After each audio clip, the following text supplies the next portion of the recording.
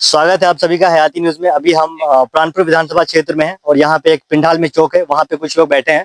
तो मैं इन सबसे जानना चाहूंगा कि इन लोगों का क्या रुझान है। अभी जो इलेक्शन होने वाला है तो यहाँ पे काफी जो प्रत्याशी है और काफी भारी जो टक्कर हो रहा है। कुछ जो चंद प्रत्याशी है, जैसे महागठबंधन से श्रीमती इशरत परवीन जी हैं, एआईएमआईएम से आफ्ताब जी है, उसके बाद बीजेपी से निशा सिंह है और कुछ निर्दलीय उम्मीदवार भी है।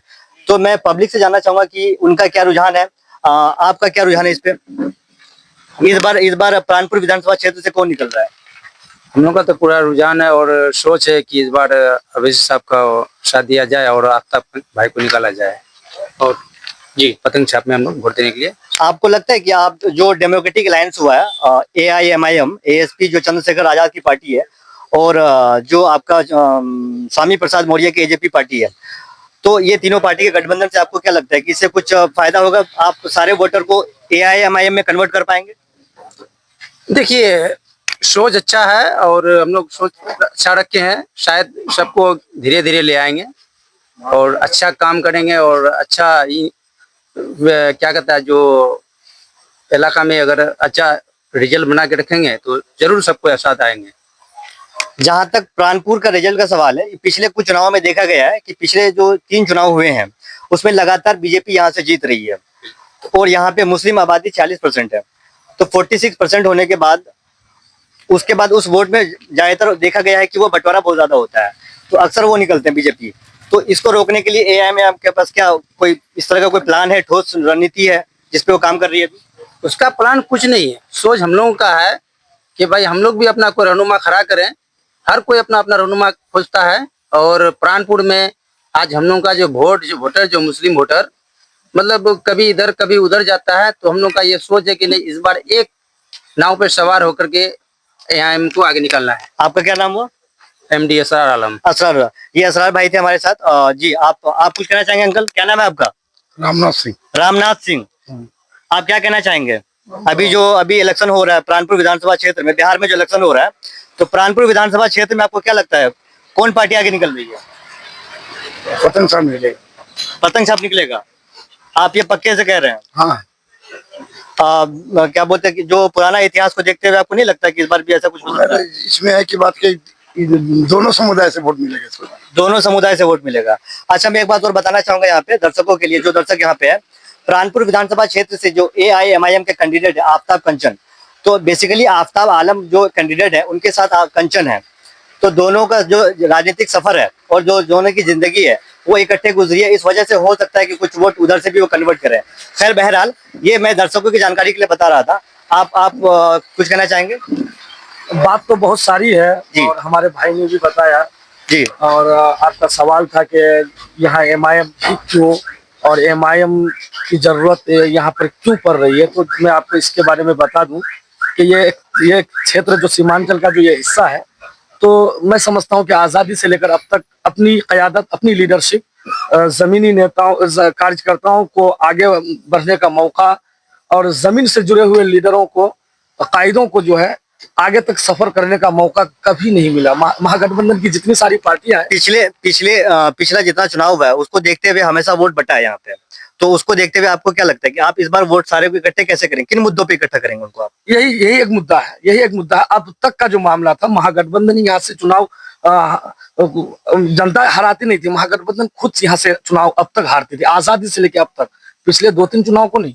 जब भी महागठबंधन, चाहे महागठबंधन की जो भी पार्टियां हो, कांग्रेस हो, आरजेडी हो, जो यहाँ से जीतने के लायक कैंडिडेट होता था उसको टिकट नहीं देता था। आज भी ऐसा ही कुछ समस्या है, जो महागठबंधन ने सही कैंडिडेट का फैसला नहीं कर पाया और सही समय पे फैसला नहीं कर पाने के कारण लोगों में कहीं ना कहीं ये जो है जज्बात उभरा है कि अब हम लोगों का भला महागठबंधन नहीं कर सकता, जिसके कारण हम लोगों को अपना विकल्प ढूंढना होगा और सही विकल्प अपनी क़यादत का मसला जो है।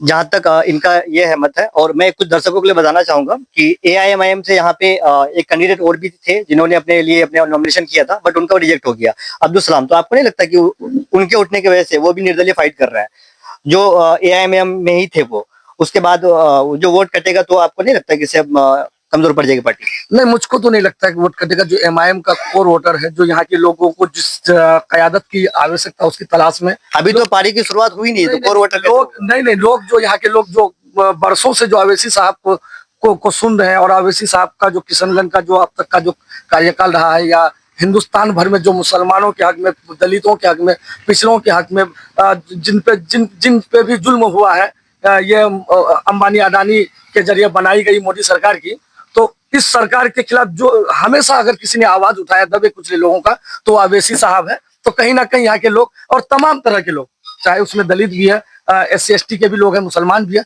हर कोई अवैसी साहब को अपना विकल्प तलाश रहे हैं, और अवैसी साहब के नाम पे इंशाल्लाह वोट जरूर मिलेगा। तो लोग यहाँ पे AIMIM को एक विकल्प के तौर पे देख रहे हैं, और भी कुछ लोग यहाँ पे मौजूद है। मैं आपसे भी जानना चाहूंगा, आप इस पे क्या सोचते हैं? आप किन मुद्दों को ध्यान में रख के वोट करना चाहेंगे इस बार? सबसे पहली बात यह है कि हमारा जो यह मुल्क है, तो इसमें जो अभी का जो वर्तमान सरकार है, जी जी। तो इससे सारा मुल्क जो है खौफजदा है। इसको देखते हुए हमारा जो सेकुलर ताकत है, सेकुलर पार्टियां, वो मिलकर के एक गठबंधन, महागठबंधन का वो किया। तो महागठबंधन का जरूरत हमको इसलिए पड़ा कि ये जो फासिस्ट ताकत है, ये जो सांप्रदायिक ताकत है, जो पूरे देश में अमनो अमान को जो खत्म कर दिया, लोग खौफजदा है, कहीं जाने में डरता है, तो इसको रोकने के लिए ये महागठबंधन का वो वजूद में लाया। उसमें हमारा इलाका वो इस बात के लिए वो ख्वाहिशमंद थे कि भाई महागठबंधन में कैंडिडेट हो तो वो स्थानीय हो, चाहे वो जिस घटक दल का हो। स्थानीय, जहां तक आपने जो बात रखी है स्थानीय कैंडिडेट की, जहां तक बात है, मैं दर्शकों के लिए बताना चाहूंगा, यहाँ पे पहले जो गठबंधन से प्रत्याशी थे वो तौकीर आलम जी थे, तो अब वो बरारी शिफ्ट हो गए हैं, वो बरारी से अपना नॉमिनेशन फाइल किया है। यहाँ से जो महागठबंधन से प्रत्याशी RJD कैंडिडेट श्रीमती इस्सत परवीन जी है। तो आपको क्या लगता है कि लोग जो आम जनता में जो थिंकिंग है कि इस बार यहीं के प्रत्याशी हैं, प्राणपुर विधानसभा क्षेत्र के ही हैं, तो लोग जो बट रहे हैं उसको एक करने के लिए आपकी क्या सोच है? नहीं, उसमें यह है कि हमारा जो महागठबंधन है, इसमें हम 243 पर चुनाव लड़ रहे हैं, ये महागठबंधन, और ये MIM ये 40 पर लड़ रहा है। तो फिर ये तो सरकार बना नहीं पाएगी। तो फिर ये जब सरकार बना नहीं पाएगी तो लोगों का मिजाज ये है कि महागठबंधन का ही कैंडिडेट को वोट देना चाहिए। और हम इलाके का जब दौरा कर रहे हैं तो लोगों का मिजाज महागठबंधन के तरफ है और वो उसको चाह रहा है। दूसरी बात कि MIM का जो कैंडिडेट है वो पूर्व में वो कांग्रेस से ही जुड़े हुए थे, बड़ा बड़ा होर्डिंग लगाए हैं, सारा गुणगान कांग्रेस का ही कर रहे थे, लेकिन जब फसल पकने पर आया तो आप उसको ध्वस्त कर रहे हैं। तो भाई आप MIM का आज कैंडिडेट हो गया, आज बने, उससे पहले तो आप कांग्रेस का ही थे। तो फिर कांग्रेस को कमजोर करने के लिए या गठबंधन का कैंडिडेट को आप हराने के लिए चुनाव लड़ रहे हैं। जैसा कि मैं आपका नाम जानना चाहूंगा। मोहम्मद असलम। असलम जी, जैसा बता रहे हैं कि RJD महागठबंधन को ये सपोर्ट कर रहा है, और एक तरफ हमारे साथ बैठे हैं, आपका क्या नाम है? राहत कादरी। राहत कादरी जी कह रहे हैं कि ये AIMIM को सपोर्ट कर रहे हैं। आपके सामने प्रतिद्वंदी है, और इन्होंने जो आर्गुमेंट दिया, आप इससे कितना सहमत है? नहीं, बिल्कुल ये सरासर मैं तो समझता हूँ कि आप आगे आ जाएंगे बीच में थोड़ा, ये एक्चुअली में गांव का माहौल है, और ये गांव का चौपाल जैसा जगह है, इसलिए इस तरह की चीज यहाँ पे दिखती रहती है। खैर बहरहाल जी बताइए आप, मैं इधर आ जाता हूँ, जी बताइए। बात दरअसल ये है कि आफ्ताब कंचन जी सच्चाई में, आफ्ताब कंचन जी 15 साल से, और 15 साल से पहले का जो आप वक्फा देखिएगा ना, गालिबन 40 साल तक हमारे बहुत सम्मानित है और बहुत बुजुर्ग हस्ती है। मैं समझता हूँ बहुत सच्चे पक्के इंसान है, इलाके में इनकी काफी इज्जत और पकड़ भी। कांग्रेस को 40 साल तक हाजी असलम साहब ने ही जो है इसको यहाँ पे चलाया, और इनके इधर से 15 साल जो लास्ट का है इधर का, तो ये आफ्ताब कंचन जी कांग्रेस को यहाँ चला रहे थे। कांग्रेस का कार्यकर्ता को जिंदा करना, कांग्रेस को प्राणपुर की धरती पर जिंदा रखना, कांग्रेस का झंडा लहराना, लेकिन- ये लेकिन- काम लेकिन- ये काम आज जी। के डेट में 15 साल से आफ्ताब जी कर रहे थे, सच्चाई। लेकिन 40 साल तक असलम साहब को शोषण किया, इनके साथ नाइंसाफी, पार्टी ने कभी भी इनको वैल्यू नहीं दिया। और पिछले 15 साल से कहीं ना कहीं आफ्ताब के साथ भी ऐसा हो रहा था। तो युवाओं में, यहाँ की जनताओं में, यहाँ के अवामों में जो है ये बहुत बेचैनी बढ़ गई थी कि कांग्रेस पार्टी और महागठबंधन प्राणपुर के लिए कभी भी वफादार नहीं हो सकती, यहाँ के लोगों को लीडरशिप में जगह नहीं दे सकती। इसलिए कहीं ना कोई विकल्प की तलाश थी और आखिरकार विकल्प एमआईएम ही है, लीडरशिप का खुल करके हक। मैं आपकी बात को कंटिन्यू असलम जी से ही करूंगा, क्योंकि इन्होंने जो बात रखी है, आप वो सारी बात सुन रहे थे, तो आप इनके बात में क्या कहना चाहेंगे?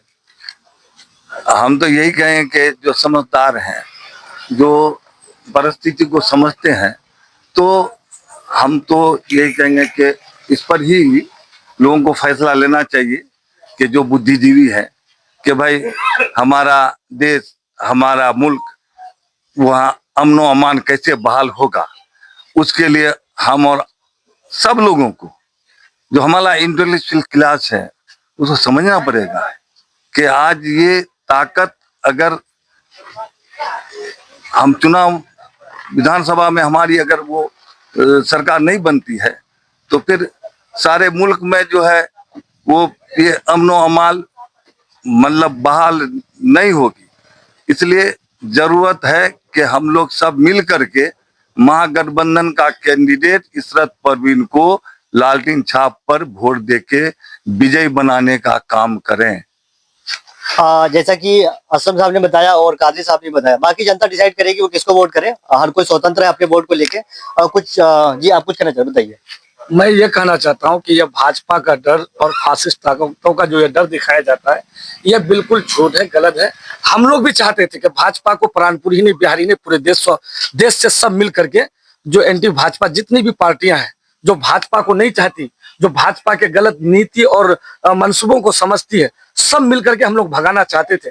और हमारी जो पार्टी है AIMIM, ये पार्टी ने तो ढोल बाजा के साथ हम लोगों ने लालू जी के दरबार में, महागठबंधन के लोगों के दरवाजे में हम लोगों ने गुहार लगाया, आंसू बहाया कि भाई हम लोग भी चाहते हैं कि सब मिलकर के भाजपा की विदाई इस मुल्क से कर देते, भाजपा को दफन कर। विदाई ऐसे कैसे होगी? आप अब आपके सामने असलम जी बैठे हैं, वो बता रहे हैं कि सारे लोग महागठबंधन को वोट करें, आप बता रहे AIMIM को वोट करें, तो ऐसे तो विदाई नहीं होगी। आप जो बता रहे हैं, हमारा जो प्राणपुर का मैं बता रहा हूँ, जो प्राणपुर की जो लेगेसी रही है, जो प्राणपुर पिछले 3 चुनावों में जो लगातार यहाँ से बीजेपी प्रत्याशी जीत रहा है, तो कोई ऐसी राजनीति जरूर हो रही होगी जो तुष्टीकरण होता है धर्म का, उसके नाम पे। 4 चुनाव से लगातार बीजेपी यहाँ से जीत रही है, और चारों चुनाव भाजपा अपनी काबिलियत की वजह से चुनाव नहीं जीत रही है, बल्कि कांग्रेस पार्टी और महागठबंधन के गलत कैंडिडेट, गलत फैसले, गलत निर्णय और गलत नीतियों के कारण यहाँ से भाजपा जीत रही है। भाजपा अपनी काबिलियत की बिना पर। चलिए, बाकी मैं जनता पे छोड़ता हूँ। ये हमारे साथ असलम जी है जो कह रहे हैं कि महागठबंधन को लोग को वोट करना चाहिए, और बाकी कादरी जी है हमारे साथ जो AIMIM को वोट करने की बात कर रहे हैं। बाकी और भी कुछ युवा लोग भी है, अगर बात करना चाहे तो उनसे बात करूंगा। आप लोग बात करना चाहेंगे? अच्छा चलिए, कोई नहीं। आप कुछ कहना चाहेंगे इस पे? मैं तो बोल रहा हूँ जी मैं मोहम्मद जुनैद आलम बोल रहा हूँ जी।